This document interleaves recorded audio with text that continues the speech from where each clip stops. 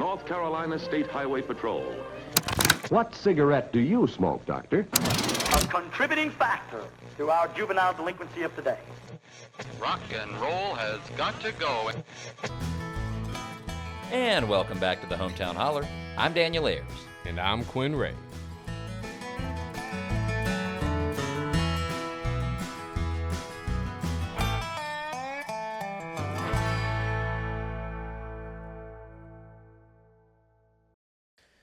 Well, hey, man. This is going to be such a cool episode on so many levels. I'm excited. First level, it's history. Yep. Second level, it's North Carolina history. We're checking boxes. Third level, it's like local history. A third box check. And on top of that, we get to do it with somebody who had a very formative impact on me, my high school English teacher. Oh, that's so cool. Belle Boggs. And her partner in crime, co-writer Sylvester Allen. Yeah. And several of our listeners, many of our listeners will already know Belle and Sylvester from the amazing work they do when they're not on the Hometown Holler podcast. But for those of you who haven't had the pleasure yet, let's introduce them. Sylvester is a writer, composer, director, performer, and veteran. Wow. Dude was in the Army. Yeah, that's a list. And he's a Burlington native. Yeah. So he's a hometown guy just like us. And I already mentioned that Belle, it's going to be hard for me to call her Belle because I'm like conditioned with like Miss Boggs. Like that's ingrained. I still do that. Like I'm friends with, we were talking about sports before this, high school sports, and I'm real close friends with my high school wrestling coach. His name's Nathan Gardner, but I always call him Coach Gardner to this day. You know, it's hard. I'm it's 38 years old, and I still call him Coach Gardner. It's such a hard habit to break. So I'm gonna be really I'm going to really try hard. Okay. And I'm also going to try hard. I'll give you grace tonight. Well, I'm also going to try hard to incorporate as many high school vocab words into this great. session. Yeah, We're we've talking already talked about some. Yeah, we did parsimonious, countenance, germane. So all the vocab words that Miss Boggs, Belle taught me in sophomore English. We're going to try and bring those back. But today they're here to tell us about their new book. Oh, that's exciting. The Legend of Wyatt Outlaw. Man, I'm so excited to hear about this because, growing up in Alamance, and especially right after George Floyd's murder, I feel like Alamance County just exploded with the story of Wyatt Outlaw. Yeah. And a lot of movement started happening. I think that's the first time I ever saw you and met you, Sylvester, was around that movement. Yeah. And so this is going to be real exciting just to learn more about it because I feel like I only know just a surface level of it. And I feel like this is something that everybody could learn from. Well, let's just dive right in. I'm game. So first of all, Belle and Sylvester, thank you guys so much for coming on the Hometown Holler. Could you just tell us a little bit about who is Wyatt Outlaw for folks who have never heard the name? Well, Wyatt Outlaw is an important figure, not just personally in my life, but in Alamance County's history. And he was an important figure during the Reconstruction era. Some say he was born enslaved. Some say he was not born enslaved, but he was the first black town commissioner and constable, and he was killed by the KKK in 1870, right there at the courthouse in Graham, and that's our county seat here in Alamance. That's the county seat, and a statue stands where he was killed.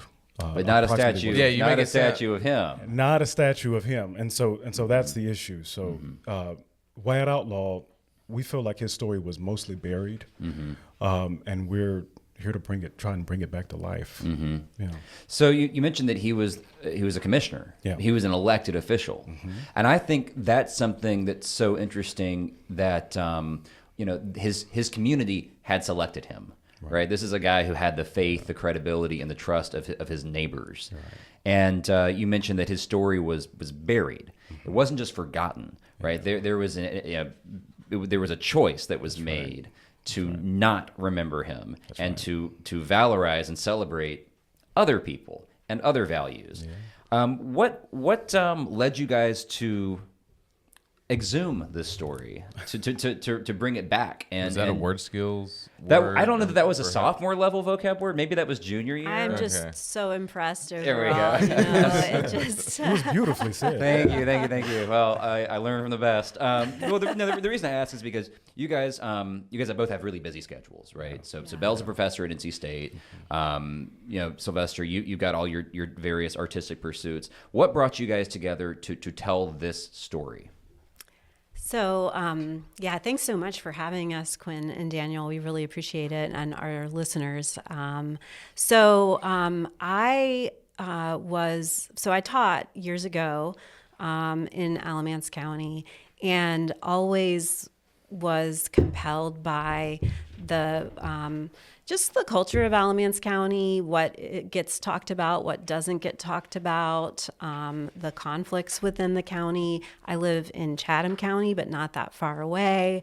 I live by the Haw River, and that's important to Alamance County as well. And so I knew that I wanted to just come back and observe, and I was reporting about some of the Black Lives Matter movement in 2020 in Alamance County, and I interviewed Sylvester because I heard that he was writing a play about Wyatt Outlaw, and then Halloween 2020, happened, which we'll talk about, I guess, in a minute. Yeah. But Sylvester, I stayed in touch with Sylvester, and he invited me to see his play, which was almost 4 years ago now, which was on the 151st minus 1 day anniversary. Minus one. It ended up being minus 1 day. Minus 1 day, because the day of the 26th of February, the day of Wyatt's murder, it was really supposed to be very rainy. And so the premiere was outdoors, really close to your high school.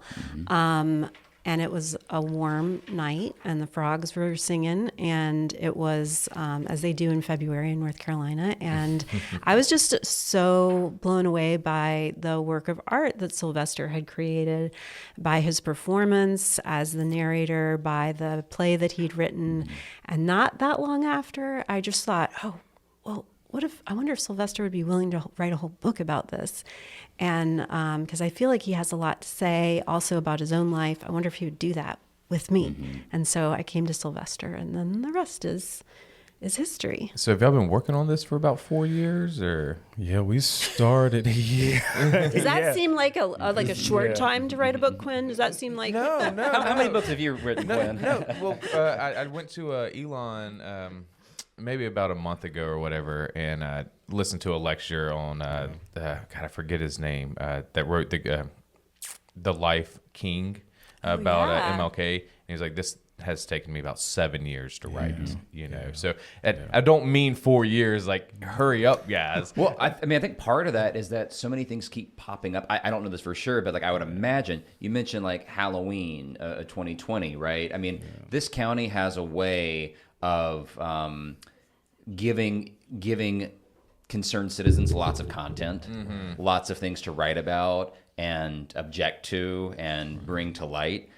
Before we get too far from it, could we talk about Halloween 2020? I think everybody who was in this county on that day they'll know the full story. But we've definitely talked about it some on the show. We've alluded but to definitely it. like to see how this all ties into what y'all are doing. Yeah. Well, I mean, I was picnicking at the Dorothea Dix site in Raleigh, where all the Department of Health and Human Services is. I was with my girlfriend doing a costume party, and I got a text from my dad that's on Halloween.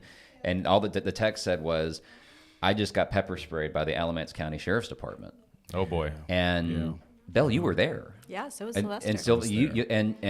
y'all were both pepper sprayed. And I'm pretty sure your kids, Belle, were pepper sprayed. Beatrice was. Yeah. What went down? Sylvester was part of the planning of the march. Do you want to talk Yeah, about a it? little bit of part of the plan. The Halloween march is what I tend to call it, because it was like a horror film, and there were kids there, and there were elderly there. There was elderly there, disabled. There was clergy.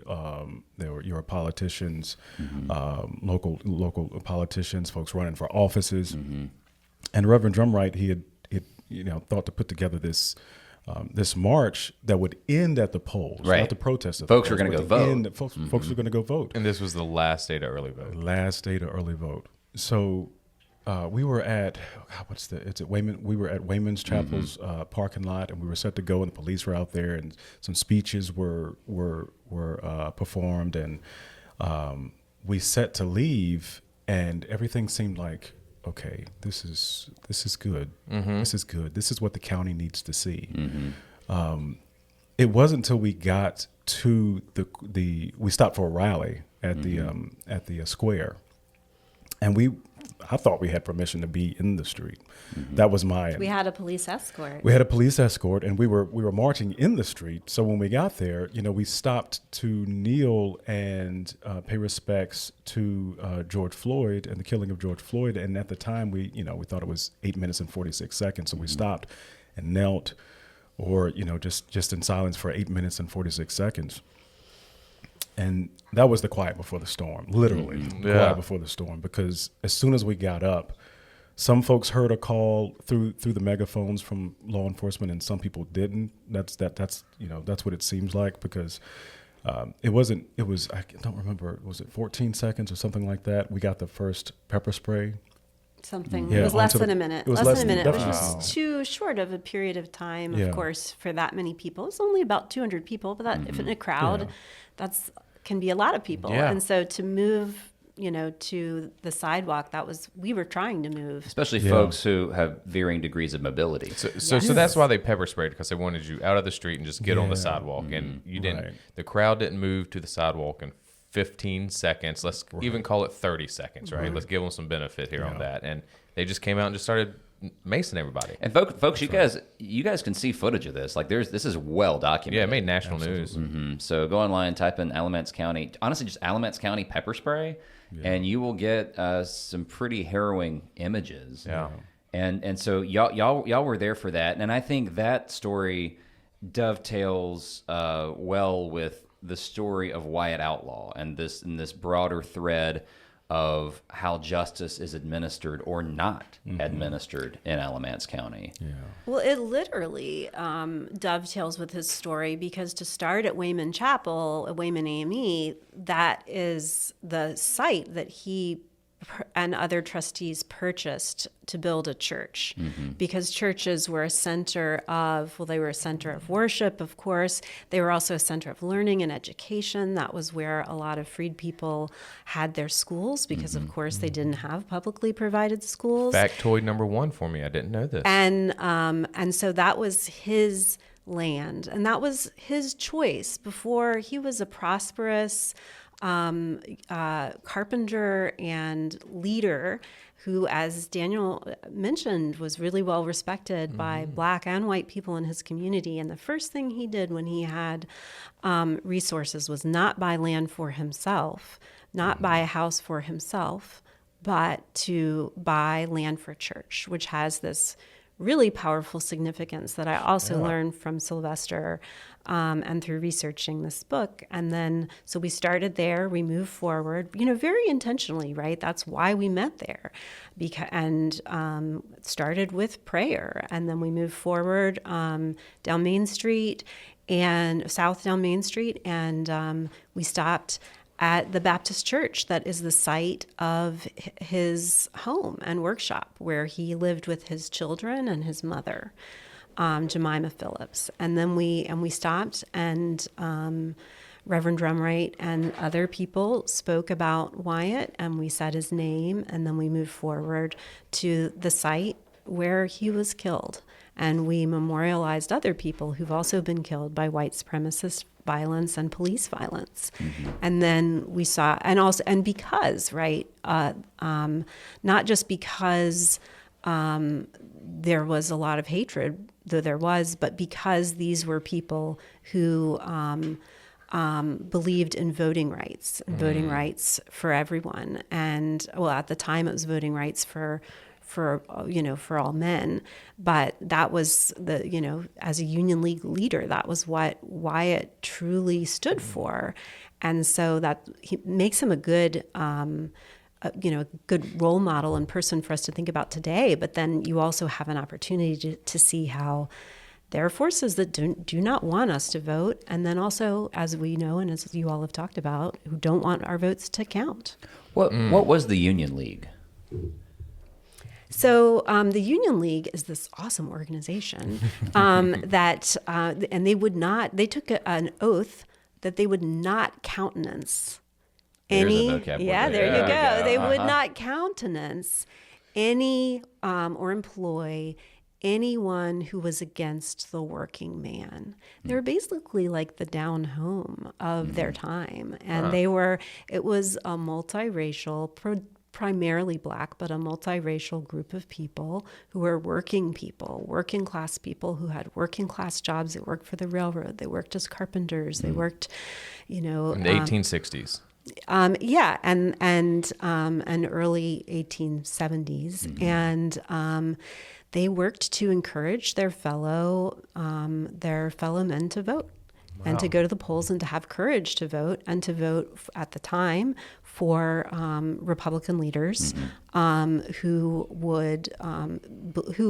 they also believed in multiracial democracy. So unionism isn't just this new woke ideology that's being passed around. Well, and also, unionism in this context is both the union of workers and the unionism in the sense of coming out of the Civil War, a united country, united for the rights of its people. And one of the things that, as I learned about the story of Wyatt Outlaw, that blew my mind and continues to blow my mind, is that it reveals that this part of North Carolina that we're sitting in, Alamance County, Randolph County, Chatham County, especially Alamance and Randolph, which are today popularly conceived to be like the reddest of the red places, and I disagree with that on a lot of levels. I think Alamance, especially, like we're not really. It wants to be a little. We're blue. not. I mean, we're like pinkish, maybe, if we're being honest. But Randolph is reliably one of the most conservative,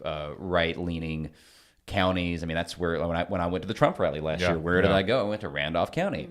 These were like the most progressive places in some of the most progressive places in the 1860s and 70s, largely because of there's the Quaker community. Alamance County did not want to leave the Union. Randolph County did not want to leave the Union. The Confederate Army has to send people back here to force people to go fight because people are running away, they're deserting, and where do they go? Well, they go down to hide in Randolph County where the people will protect them. And so we have totally forgotten that legacy. We have totally forgotten the legacy of progressive values that were so integral to this community's history. And the thing about Wyatt Outlaw that is especially astonishing is that he is an example of a member, not just a leader in our community, but he's law enforcement, right? And that guy is murdered in the line of duty. And we don't have a statue to him. We had a new high school come up in the county, and there was an opportunity. There was a big push to try to name it like the Wyatt. I mean, Outlaw I put in my High. little. I typed for sure. Dear commissioners, would you please name and I gave all the reasons. And first of all, mascots, the Outlaws. Like that's some low hanging fruit, right? Sure.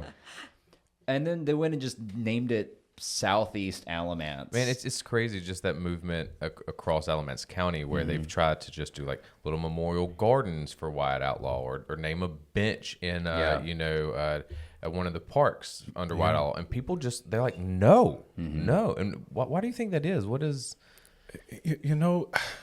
I wish this wasn't true, but there's I'm a composer. Okay. So I wrote an arrangement of Star Spangled Banner a long, like a decade ago, and I have yet for anybody to let anybody hear it. And I think we write about this in a book a little bit. I'm not going to let anybody hear it. Okay.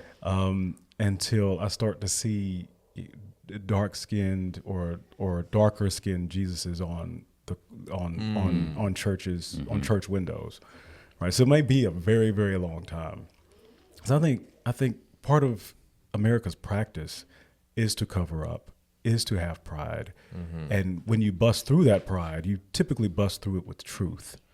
And America was, I don't know, it's really not. I have belief that America can be what all of our ancestors wanted it to be, but it's really not there yet. And part of it is because a lot of it is built on a lie. Yeah. When you start naming things Wyatt Outlaw Park, now you have to tell the story. Right. You got to face some uncomfortable truths. Wyatt Outlaw High School. Well, who's Wyatt Outlaw? Well, now we have to tell that story. Right. So you're putting it in the book, and you're going to tear the damn story. Absolutely. Yeah. So pride and ignorance go hand in hand a lot of times. I like that. I got a question I want to ask before I do. What you said, it made me think about right now. I'm teaching a North Carolina history class for some 8th graders, and we're talking about the Civil War. This is about the time of year when we finally get to the Civil War, do a lot of the colonial history and stuff like that, and the building of the railroads, and so it takes us a while. But we're talking about the Civil War, and one of the things that we're talking about is like why are people so bad at history? And why are we like, and talking about the difference between history and memory. And because we're afraid. And one of the things I'm trying to express is like, when did the statue pop up in the courthouse square, right? So we've said the statue the whole time. The This Confederate is a Confederate statue by the Daughters of the Confederacy that was and- erected in like 1928, 27 time. 1914. 1914. Year after we Birth know- of a Nation. Yep. Yeah. And it was dedicated by a Klansman, is my understanding. That's right. And to this, They're across the whole North Carolina. well, and to They're this everywhere. day, this particular statue, folks, you can go online to the county website. I got screenshots of it. The statue's got a name, and it's spelled Conrad, but the county really wants you to know that it's pronounced Coonrad. Yeah. So that's that. Yeah, I mean, meaning you can go to the county's website and they tell you how to For sure. pronounce They it want to make sure that correctly. you know Yeah. how it's pronounced. And That imaginary man. Exactly. Yes. Mass-produced imaginary Right. man. Yeah, this dude was not made to order. No. This is like coming off some conveyor belt. Yeah, we have them ready. Yeah, exactly. And one thing I was talking to my students about was, well, think about, when these statues and these textbooks that teach this, talk about revisionist history. This is revisionist history, right? The Gone with the Wind narrative, right?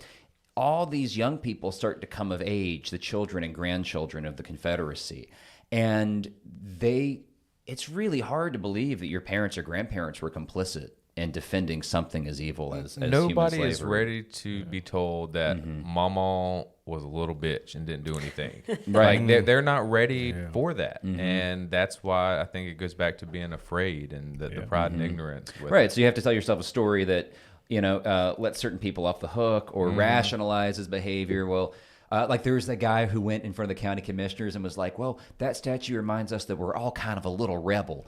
And we got all a little, even the ladies. Do you remember that? When he was, even the ladies got a little rebel.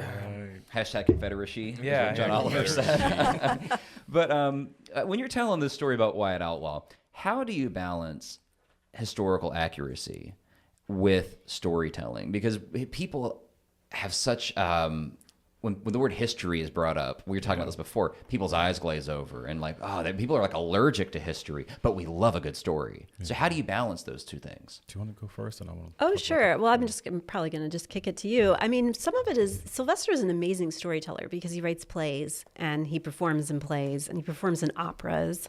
And so he has this, wealth of knowledge about storytelling, but then he also is himself a storyteller. And he grew up here. He lived, his whole childhood here. He lived in 11 different houses and apartments before he was in 12 years old. Before I was 12, yeah. And so he's lived all over this county. And then he left to go to college And to serve the study country. music. Yeah, he's also a tuba player. And then he had a tuba scholarship. I know a lot of really good facts. We got to have you back on, Sylvester. This is I know I'm loving this. So he left and then he came back. And I think that is a really interesting story. That's something you guys have done, but it's not something, it's something when I grew up in a really rural county in Virginia, which by the way celebrated Lee Jackson King Day until about the year 2000. Yeah. And that, and I just only wanted to leave. And I go back, of course, to see my family, but I only wanted to leave. And I think there's something so profound about wanting to come back and wanting to make a place better. And that makes for a really good story. Yeah. So how do you get people interested in history? I mean, even myself, when I'm reading a piece of history and it gets lengthy, I go, okay, from a storyteller standpoint, I go, how do I package this into something that feels musical? right.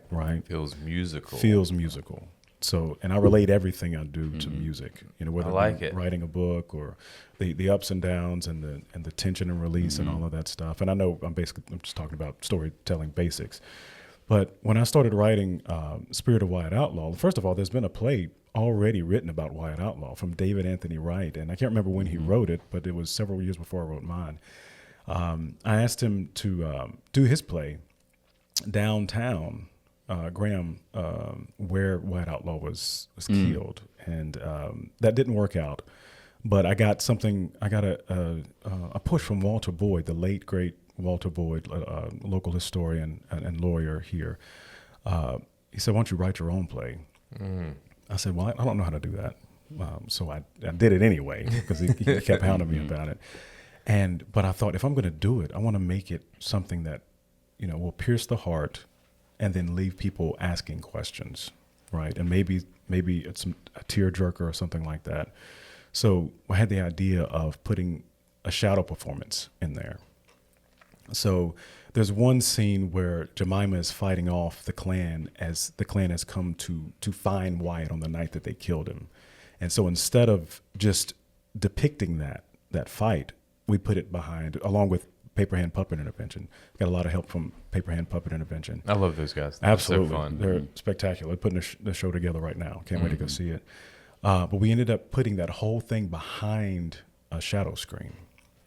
So now, if you ever watch movies and you hear a fight, but you don't see the fight. Way freakier. It's way freakier. Yeah, so freaky. Yeah. So we put it behind the shadow screen, and you do more imagining than anything else.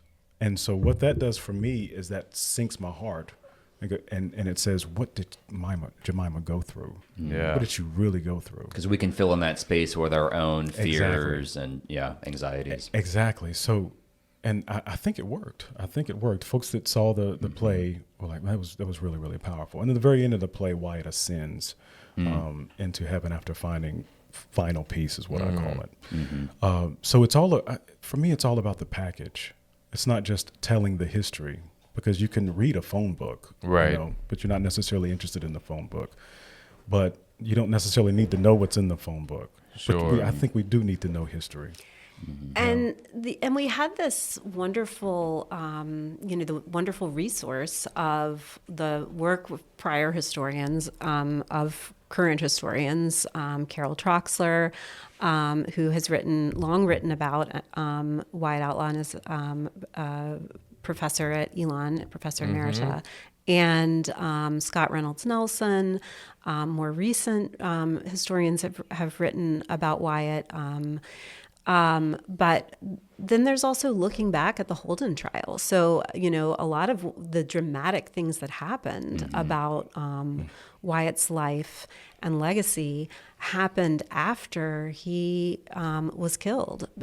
It provoked his murder caused his lynching caused the governor to declare Alamance County in a state of insurrection. There was a war. Wow. Yeah. I mean, there was an actual so-called war. The Kirk Holden War. Yeah, which they labeled a war, though no one died during that war. That was the exertion of state power over a rampant Klan. That's what that was. But it didn't really change anything, though, here, right? Alamance County still kept on trucking along doing Alamance County-ish, Or am I wrong? Well, I think one thing that happened, so in the testimony that's in the trial lasted about 3 months. And in the testimony, when you read it, you see dozens of Black people, men and women, including Wyatt's own mother, coming to a courthouse to use their 14th Amendment right. Wow. To testify and be heard, and they tell these stories.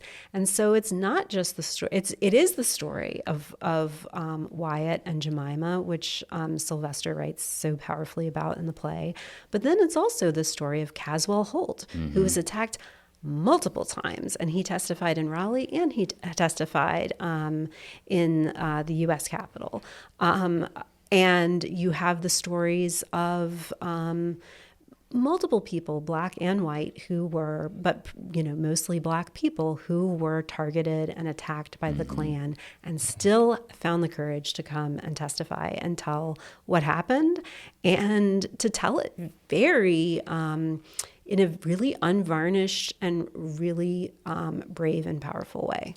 I find these kinds of sources so powerful because they belie that old lie, that old lost cause lie that formerly enslaved people weren't ready for freedom. They weren't prepared to participate in democracy, to engage in civic life. Yeah. And then you read these court documents, you read these primary sources, and it's like, no. We're talking about our ancestors who were eager, were hungry to engage with our institutions and to put the truth out there, and did so at great personal risk and great personal cost.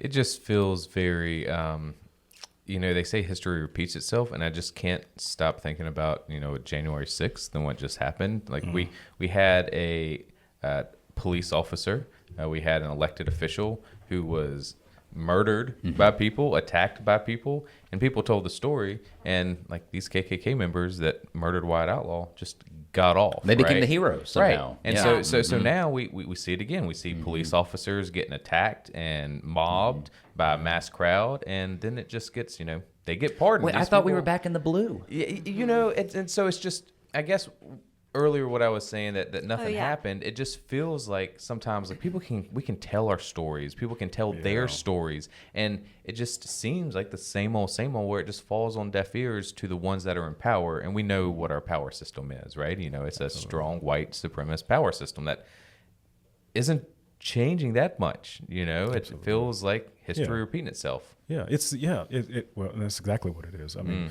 it does feel like sometimes that nothing happened, nothing changed in Alamance County, despite the strength and the courage of folks who fought. And now, see, here's where I think history comes in, is that someone like me who grew up in this county and could possibly have never known about Wyatt Outlaw, right? When I hear about William Puryear, who had the courage to speak out about what he saw when it came to the murder of Wyatt Outlaw, and it ended up being killed for it, that gives me courage. Yeah. Even though it doesn't feel like we did anything changed after policy-wise, after Reconstruction era. Yeah, absolutely.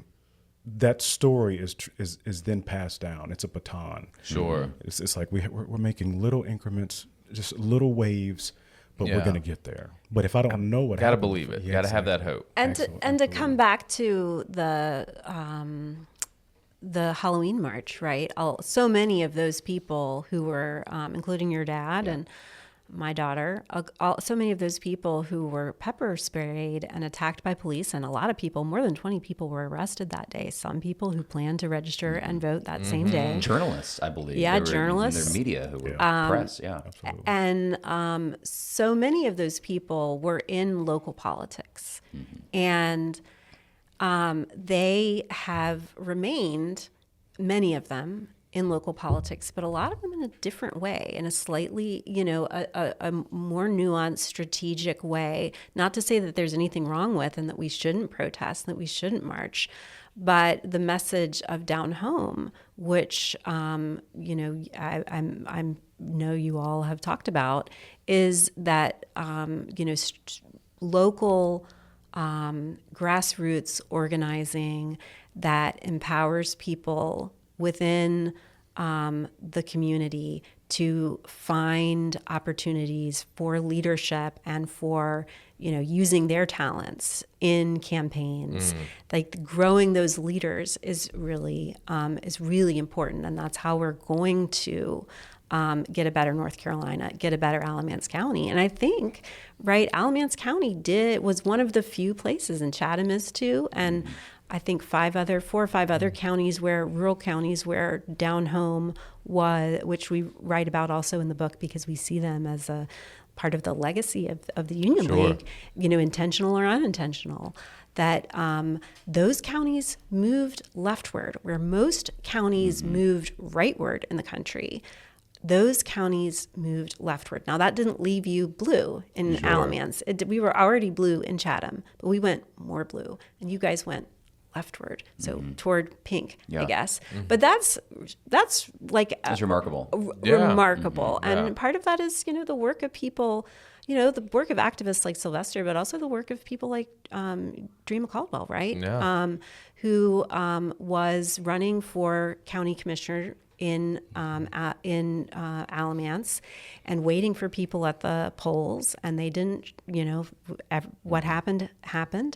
And she's now co-director of Down Home, North Carolina, and making a big impact across the state.